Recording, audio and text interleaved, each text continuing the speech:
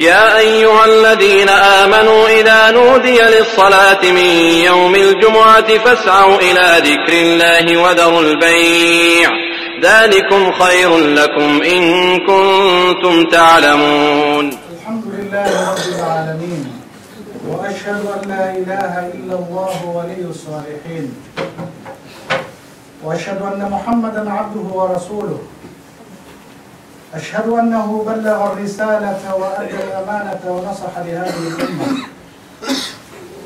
وتركها على المحجة البيضاء ليلها كنهارها لا يزيغ عنها إلا هالك، فصلوات ربي وسلامه عليه. يا أيها الذين آمنوا اتقوا الله حق تقاته ولا تموتن إلا وأنتم مسلمون. يا أيها الناس اتقوا ربكم الذي خلقكم من نفس واحدة وخلق منها زوجها وبث منهما رجالا كثيرا ونساء، واتقوا الله الذي تساءلون به والأرحام إن الله كان عليكم رقيبا. يا أيها الذين آمنوا اتقوا الله وقولوا قولا سديدا يصلح لكم أعمالكم ويغفر لكم ذنوبكم، ومن يطع الله ورسوله فقد فاز فوزا عظيما. أما بعد أيها الإخوة، فإن هذه الخطبة اليوم هي امتداد من الخطبة الماضية. تلك الخطبة التي تحدثنا فيها عن البناء العقدي في العهد المكي. إن هناك أيها الإخوة دراسات تجري في العالم، ما يسمى بالدراسات الاستراتيجية والدراسات المستقبلية، كلها إما أن يكون لها جانب سياسي أو يكون لها جانب اقتصادي أو يكون لها جانب اجتماعي. ولكن الرسول صلى الله عليه وسلم منذ نشأة هذا الدين ومنذ أن أوحي إليه أول آية وأول سورة في كتاب الله عز وجل كان يجتهد كثيرا أن يبني أمة. وإن بناء الدول والأمم والنهوض بها يخضع لقوانين وسنن ونواميس تتحكم في مسيرة الأفراد والشعوب. وعندما تتأمل في سيرة الحبيب مصطفى عليه الصلاة والسلام نراه قد تعامل مع السنن والقوانين بحكمة وقدرة فائقة. أيها الإخوة، أمة لا تعرف الكتابة ولا تعرف القراءة، أمة جاهلية، كان يأكل القوي منهم الضعيف، النعرات بين المجتمع، الدعارة بأشكالها المتنوعة، بناها الرسول صلى الله عليه وسلم بناية دقيقة، لم ينسى رسول الله صلى الله عليه وسلم يوما من الأيام السنن الإلهية في هذا الكون. إن السنن الربانية هي أحكام الله تعالى الثابتة في الكون وعلى الإنسان في كل زمان ومكان، وهي كثيرة جدا والذي يهمنا أيها الإخوة ما يتعلق بحركة النهوض تعلقا وثيقا. إن المتدبر لآيات القرآن الكريم يجدها حافلة بالحديث عن سنن الله تعالى. أيها المباركون، عندما تتلون كتاب الله سبحانه وتعالى تقربا إلى الله سبحانه وتعالى تجد قصص لأمم عاشت يوم من الأيام، أمم قوية أجسامهم قوية، حضاراتهم قوية. تجد أن الله سبحانه وتعالى يتكلم في سورة معينة جانب معين، وفي سورة ثانية نفس القصة ولكن بطريقة ثانية، بل تتعدد الصور في تسريد قصة هؤلاء من جزء إلى جزء. يقول الله تعالى في محكم تنزيله وهو أصدق القائلين: تلك من أنباء الغيب يا محمد نوحيها إليك ما كنت تعلمها أنت ولا قومك من قبل هذا فاصبر إن العاقبة للمتقين. فهنا أن الله سبحانه وتعالى يخبر نبيه محمد صلى الله عليه وسلم عن هذه الأمم كيف عاشت، إيجابياتها وسلبياتها، حتى يأخذ نبراسا واضحا كيف ينشئ أمة قوية تحل بمكان الأستاذية.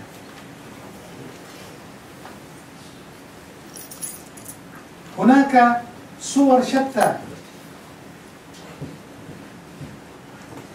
أحوال المسلمين قريبا في أسبانيا أو في الأندلس عاشوا هناك أكثر من 800 سنة، ولكن تلك الحضارة التي رفعت مستوى هذا العالم اقتصاديا وعلميا واجتماعيا، إلى أين انتهت تلك الحضارة؟ وكانت حضارة إسلامية. ثم ننظر قريبا وصول الإسلام إلى ماليزيا وإندونيسيا، وهو أكبر عدد للمسلمين يقطنون تلك البلاد. إن المتدبر لآيات القرآن الكريم يجدها حافلة بالحديث عن سنن الله تعالى التي لا تتبدل ولا تتغير. نحن نسكن في منطقة تسمى ديسكوف دولين، هيسلين كبيرة. إذا أحسننا المعاملة واتبعنا سنن الله سبحانه وتعالى لا شك أننا بديننا وقدوتنا نغير هذه المنطقة إلى سعادة البشر بالصدق والعفة والطهارة والعمل الدؤوب. أيها الإخوة، إن الله سبحانه وتعالى اختار أن يكون الإسلام دينا للبشرية. إن الدين عند الله الإسلام. هذا الإسلام الذي جاء به آدم ونوح وعيسى وموسى ومحمد صلى الله عليه وسلم هو الذي يهدي البشرية إلى ما ينفعها في مصالح دينها ودنياها. ولا ريال جمعية وروحة مكاهدة حق النبي عليه الصلاة والسلام أمة السادسة وحمكاهدة لي أهمية أبوي ودين تني آيات دي أبوها بيسي وسود نكتي وحي أهيد اقرأ باسم ربك الذي خلق. إيه سبحانه وتعالى النبي أيوه تيسي توسع أداري ولهد لي وينبرأ أخر مقع إيجها عز وجل وخلقي أمك أولا. أيضا نحن كفى إذا سنينا إن لبس فردك مسلم كإني أهمية وين إليه بالدلبات نبي محمد عليه الصلاة والسلام آياته كسر دقي صدن كاسجس رب سبحانه وتعالى أمدا أيوك جهد له نجح أبوينا نجح دارد ونكسنا نجح عقل بدنا كساته هالكي كدبيه وحضر كيسا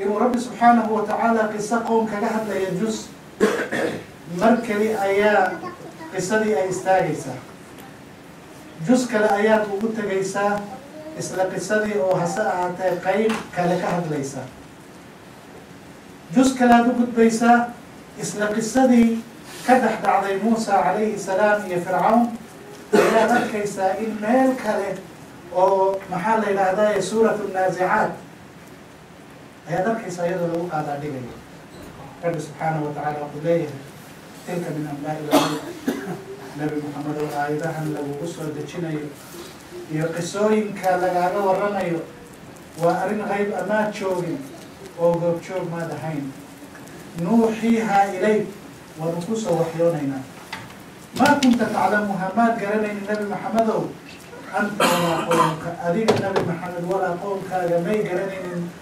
dhacdooyinka dhacay oo waqti hore dhacay tilka min anbaa'i ilghayb nuuxiihaa ilayk ما كنت تعلمها أنت ولا قومك من قبل هذا فاصبر صبر نبي محمد والعاقبة للتقوى. نحن حويان قربت ونكسن له ما أركي ومد له دقو تلك سبع أيام. سنن وحال إلى هذا حبك أمدهم أي كل جديد ربنا سبحانه وتعالى أمد والبغدر المرتوب هي ذلك كداشو أي وحقسية أدان وحبرنا آنو شقيسنا آنو دذالنا رب سبحانه وتعالى ونوع قيمين قالوا هداي سيدو كلا أي سميان ربي ولو قيمين آخره ولو كلا بحيا لكن أدونك نيكي ديارات سميوانيكي وحبرتك نينكي قنبلة الدربية سميي وحويان نين وحبرتي نين كمان إربط سميسان كرينين أو إلى عن بولي هولد لغة كينا إنسان أتاو بولي ومدو هيربي قاعد بدرول كي ودن كودا كسو بحي إلا قاطة وبقل وحلا كسو صارو ودب لوغو سو عليه واللعب بدل لقليل يجي تضرب والله اللي بيجي برميل كي محالي لذاي بدرول markaas boqol wax laga soo saaraya ilaa darba laga soo saaro oo badroolka laga sameeyo marka ummadu rabbi subhanahu wa ta'ala wixii adduun ku saabsan cilmi shaqo gaal iyo muslim way u sameeyeen إن السنن الربانية هي أحكام الله تعالى الثابتة ووحصا في الكون أدونك في كل زمان ومكان قوب والبقية وقت والبقية كاستعماله ودلاله وكوب ليس منه كان لبو دعنا قول كيساء يوتشوري النبي عليه الصلاة والسلام يسوى بري أمة إسلامك إن سنة رب سبحانه وتعالى سيدي تهيلو راعو أيا سنة كي فبنات وتعتبر أيها الإخوة الأعزاء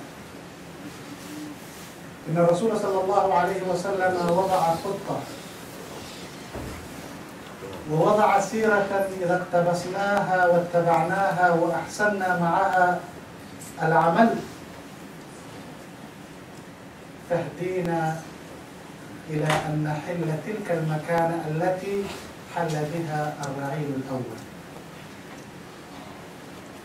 في عام الحزن ووفاة أبي طالب وخديجة رضي الله تعالى عنها كانت ثقيلة على رسول الله صلى الله عليه وسلم. كان أبو طالب يحوط بالنبي صلى الله عليه وسلم ويغضب له، وكانت قريش تحترم أبو طالب.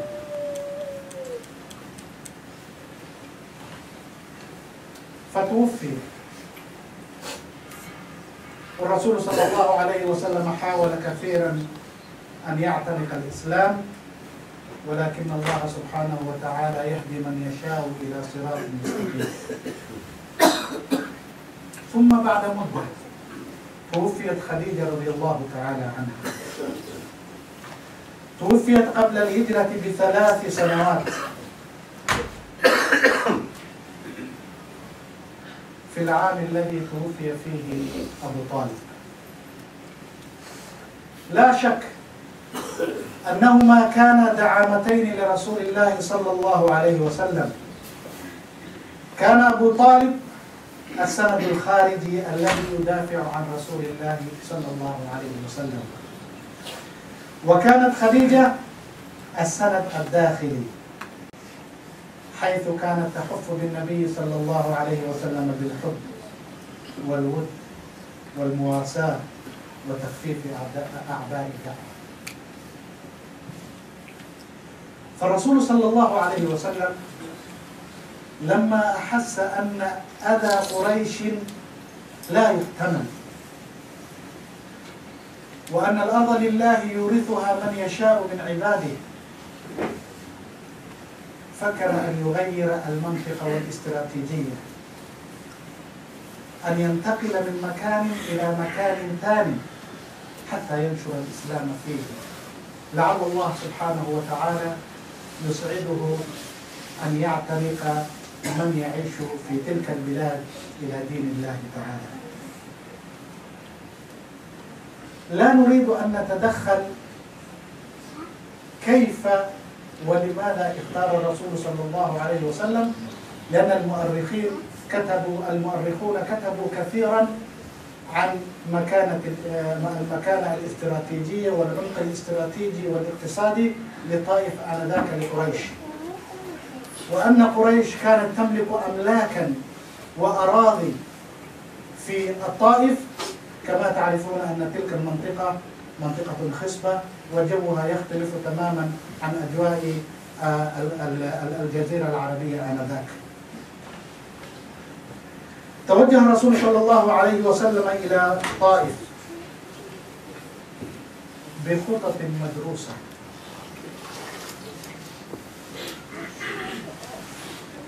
وكان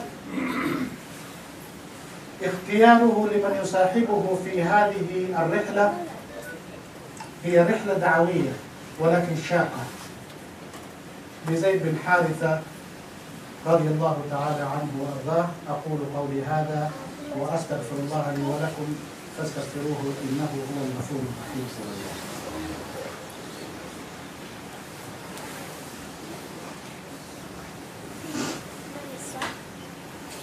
الحمد لله والصلاة والسلام على رسول الله وعلى آله وصحبه ومن تبعهم بإحسان إلى يوم الدين، أما بعد. كانت بنو عمرو لآمن ولا ليال النبي عليه الصلاة والسلام إن قفكوا أسباب قاطو وميلها ديكو أبكاتو إنو قفكو دعوة كتشيديو dadkii ay noqdaan dad ka soo horjeeda xukunka Rabbi subxaanahu wa tacaala, dhibaatadana ay badato. waxaa loo baahan yahay qofka mu'minka inuu ogaado xaaladda waqtigaa jirta, uu darso xaaladda siyaasi oo waqtigaasi mantiqada ay maxaa la yidhaahdaay ay ku nooshahay. nabiga calayhi salaatu wasalaam shudii horeba wuxuu sameeyey markuu arkay in mu'miniintii aada loo dhibayo, wuxuu yidhi ka hijrooda waxaad ka dhaqaajisaan meeshan aad joogtaan oo waxaad u wareegtaan meel la yidhaahdo ardulxabasha. ardulxabasha waqtigaasi waddankay xabashida degan tahay iyo suudaan iyo asoomaal iyo yeman agagaarkaas oo dhan waqtiyaasha kamida ardulxabasha ayaa la odhan jiray. taas waxay kutusaysaa nabiga calayhi salaatu wasalaam inuu aada ula socday xaaladda siyaasi oo waqtigaasi ay ku sugnayd mandiqada. muu oran nabiga calayhi salaatu wasalaam faris u hijrooda oo kisra uu maxaa la yidhaahdaaye farisiga uu boqor u ahaa. nebiga ma odhan waxaad u hijrootaan sham oo ninkii hiraql la oran jiro romaanka uu boqorka u ahaa. nebiga wuxuu yidhi xabasha taga, wuxuuna u sheegay asbaabta ay dadka muslimiinta ay meesha u tegayaan. wuxuu yidhi ina hunaaka malikun laa yudlamu cindahu axad. boqor ayaa goobtaa ku nool oo agagaarkiisa dadka lagu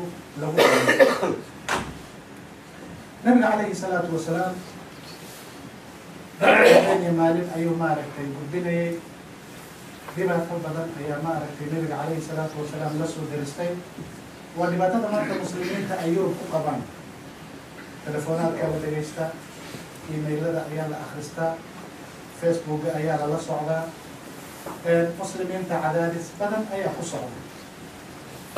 hasaatee waxaa loo baahanyaa qofka mu'minka inuu xeel uu kaga baxo dhibaatadaasi inuu raadiyo ayaa loo baahan yahay. marna xoog baad leedahay, marna daciif baad tahay, mar majority baad tahay, marna aqaliyad ayaa tahay. adoonan ka tanaazulaynin tawxiidkaaga oo ka tanaazulaynin mabaadi'daada ayaa loo baahan yahay inaad la tafaaqushid, aada la tacaamushid xaaladda waqtigaa jirta. nabiga calayhi salaatu wasalaam wuxuu goostay markii adeerkii sanadkii tobnaad oo bictada uu geeriyooday.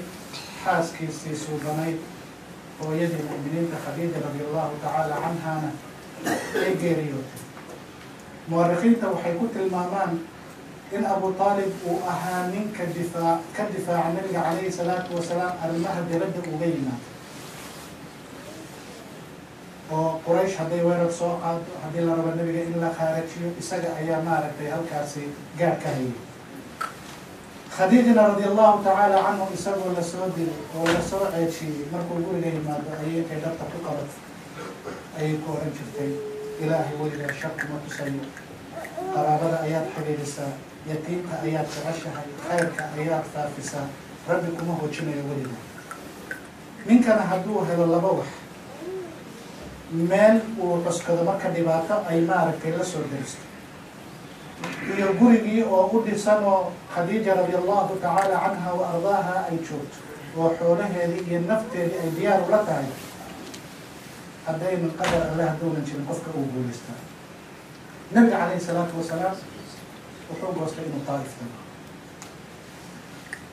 ayuha alikhwa, عندما وصل الرسول صلى الله عليه وسلم إلى طائف وكان بنو عمرو لئاما، اللؤم في أخلاقهم واللؤم في تصرفاتهم، ولم يكونوا إيجابيين.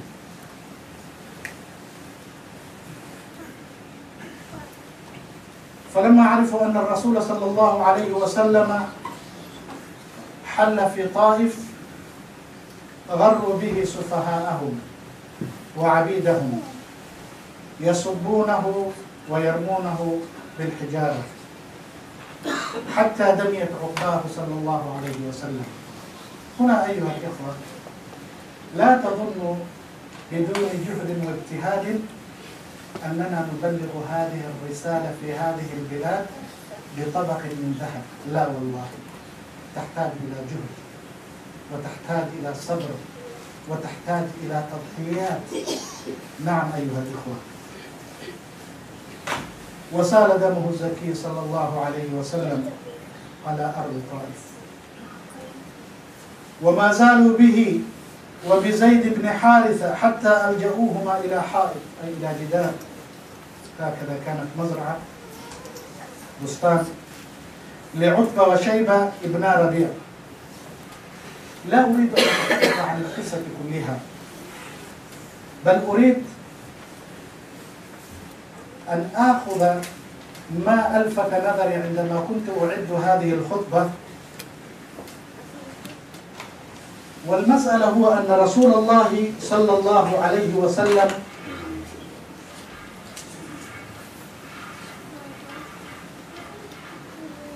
جلس وحاله لا يتصوره إلا من كان معه. أخرج من مكة، أوذي في الله، مشى برجليه إلى طائف، فبمجرد أن وصل هناك غروا به السفهاء والعبيد فأدموه. التاريخ لم يذكر كم حجارة ضرب بها الرسول صلى الله عليه وسلم، ولكن جلس الرسول صلى الله عليه وسلم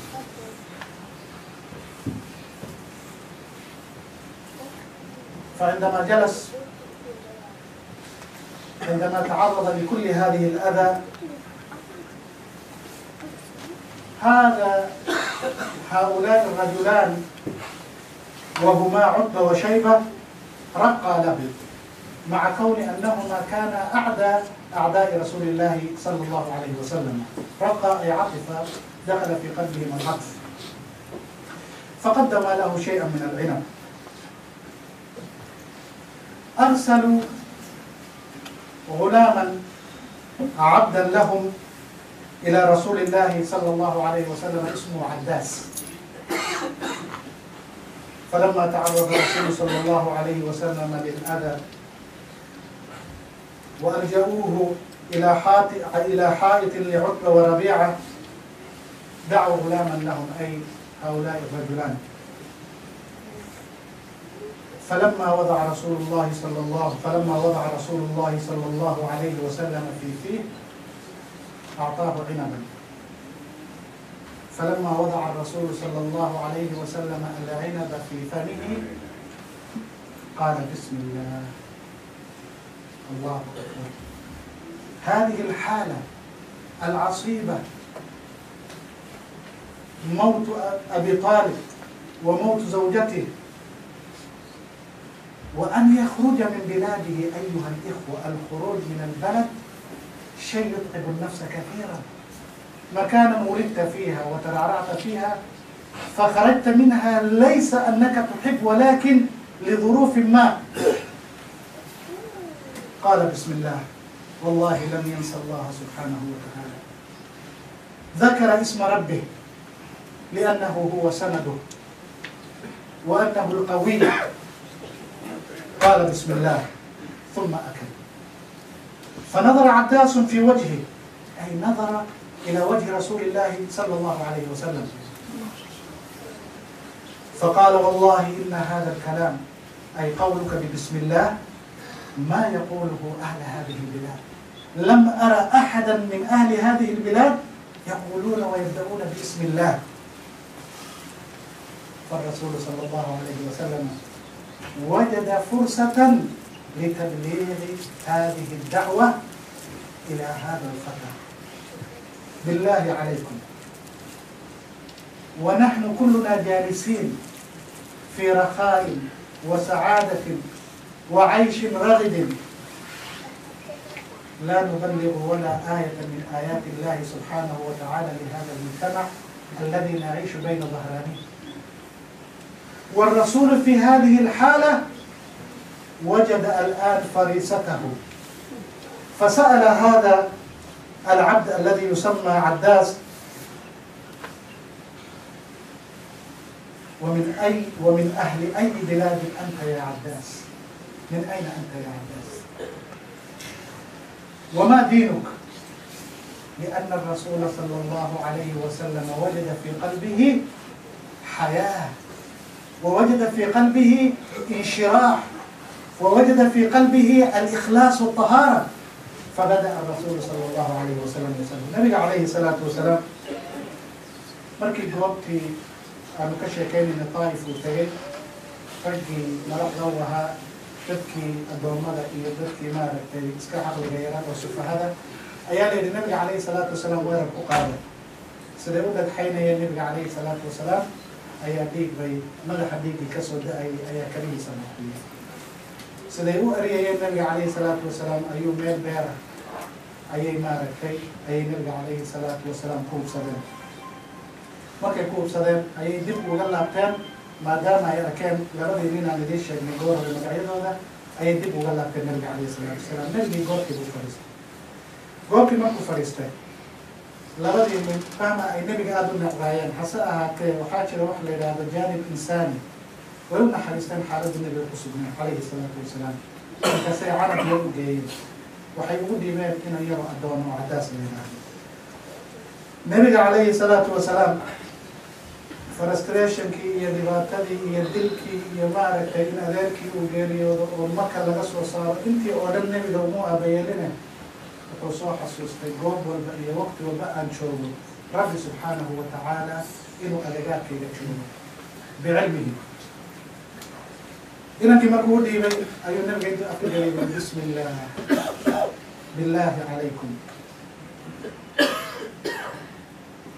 haddii qof walba oo innaga naga mid ah goobta uu jooga iyo meeshuu ka shaqeeyo laga dareemo inuu muslim yahay laga yaabo isagoonan hadlin in dadka ay ku ta'asuraan diintan iyo caqiidada inuu qofka hayso kalmad keli buu nabiga yidhi bismi illaah inankiibaa nabiga sida calayhi salaatu wasalaam u weegay wuxuu yidhi wallaahi baan ku dhaartay goobtan iyo mandiqadan dadka ku nool kelmadan ma yidhaahdaane sidee bay xaaladu tahay nabiga calayhi salaatu wasalaam wuxuu ogaaday waxaa loo baahan yahay in nafsiga qofka aada ogaaday wuxuu ogaaday inanka qalbigiisa ikhlaas iyo wanaag iyo reynreyn in maaragtay iyo gobonnimo inay qalbigiisa iyo naxariis ay ku jirto markaasuu yidhi war caddaas warta xageed ka timid diintaaduna diintee baad raacsan tahay qaala wuxuu yidhi nasraani anigu waxaan ahay nin masiixiya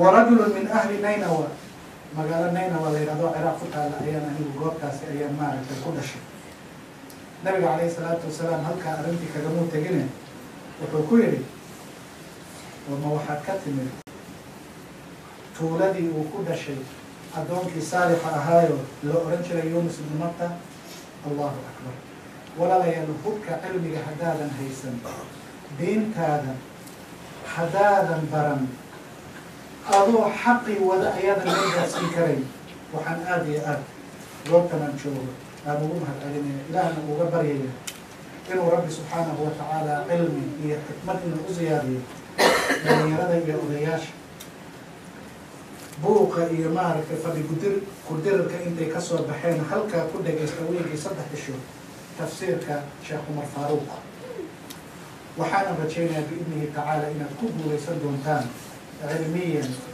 هي تقوى أهم ربنا وحنا جنة الفردوس من جهودنا. فالرسول صلى الله عليه وسلم أيها الإخوة وأختتم بهذا أن الرسول صلى الله عليه وسلم عندما قدم له عداس هذا القسم أو العنب قال بسم الله الرحمن الرحيم. سأل الرسول صلى الله عليه وسلم لما قال والله إن هذا الكلام لا تقوله أهل هذا البلد قال له الرسول صلى الله عليه وسلم ما دينك؟ فقال ذلك الشاب الصغير أنا نصراني وأنا رجل من أهل الدنيا. فقال الرسول صلى الله عليه وسلم من قرية الرجل الصالح يونس بن متى. هنا أيها الإخوة نستنبط أن المؤمن لا بد يتسلح بسلاح العلم يتسلح بسلاح العلم لأنك لا تستطيع أن تقدم هذا الدين على الوجه الصحيح إن لم تكن متسلحا بالإيمان والعلم الصحيح. أيها الإخوة نتحدث إن شاء الله في الجمعة المقبلة هل حققت هذه الرحلة المباركة إلى الطائف أهدافها؟ أقول قولي هذا وأستغفر الله لي ولكم فاستغفروه إنه هو الغفور الرحيم. أيها الإخوة نريد نعرف المسلمين بإذنه تعالى أن التاريخ 3 و4 الشهر الرابع نريد أن نستأجر حافلة من هذه المدينة إلى أوسلو لأخذ الأسر إلى مؤتمر يعقد هناك. هذا المؤتمر أيها الإخوة هو مؤتمر إيماني يتزود المؤمن بزاد الإيمان من هناك، وهناك شباب جزاهم الله خيرا ينظمون هذه الرحلة، وما تقدموا لأنفسكم من خير تجدوه عند الله. يريدون أن يؤجروا الحافلة، ولكن شباب ما عندهم استطاعة، ونحن هنا في الإدارة ليس لنا استطاعة نساعدهم بها. طلبوا منا أن نسألكم أن تتطوعوا لهذه الرحلة إلى أوسلو، فنرجو منكم أيها الإخوة أن تتصدقوا لهؤلاء. والله إنها طريقة واحدة لرفع مستوى المسلمين في هذه المنطقة لمعرفة دينهم. فنطلب منكم إن شاء الله تعالى أن تتصدقوا وتتبرعوا بكل سخاء إن شاء الله تعالى. أما المسألة الثانية أيها الإخوة، هناك أخ شاب تزوج، ندعو أن تدعو الله له بالخير والسعادة، لأنه جاء إلي شاب صغير يقرأ القرآن هنا يزورنا، قال لي يا شيخ لا أعرف ماذا تكون حياتي بعد، أنا صليت في هذا المسجد مدة طويلة، فقل للمسلمين أن يسأل الله لي سبحانه وتعالى أن يجعلني ولزوجتي يبارك لنا حتى تكون حياتنا حياة سعيدة. فأرجو إن شاء الله تعالى أن تدعو له في السجود إن شاء الله تعالى، ونحث الشباب إلى السجود. اللهم صل على محمد وعلى آل محمد كما صليت على إبراهيم وعلى آل إبراهيم، وبارك على محمد وعلى آل محمد كما باركت على إبراهيم وعلى آل إبراهيم في العالمين إنك حميد مجيد. اللهم ارحم المؤمنين والمؤمنات والمسلمين والمسلمات الأحياء منهم والأموات. اللهم اخلص لنا أعمالنا واجعلها خالصة لك يا رب العالمين. أيها الإخوة، هناك أخوين 3 مرضى في المنطقة، وفيه الحمد لله جزاكم الله خيرا هناك عطور موجودة هنا، وبمجرد أن يدخلوا هنا ويشموا تلك الريحة كاد الواحد منهم أمس أن يسكت هنا، لأن عنده ألرجي برفيوم وهذه العطور. فندعو الإخوة جزاهم الله خيرا. أيها الإخوة، إذا كنتم تستخدمون هذه العطور استخدموها هذه التي تكون خفيفة، لأن هناك إخوة كثيرا بعضهم لا يأتوا إلى المسجد لسبب أنهم إذا وقفوا هنا ممكن يسقطوا. وجزاكم الله خيرا. قوموا إلى صلاتكم يرحمكم الله. يا أيها الذين آمنوا إذا نودي للصلاة من يوم الجمعة فاسعوا إلى ذكر الله وذروا البيع ذلكم خير لكم إن كنتم تعلمون.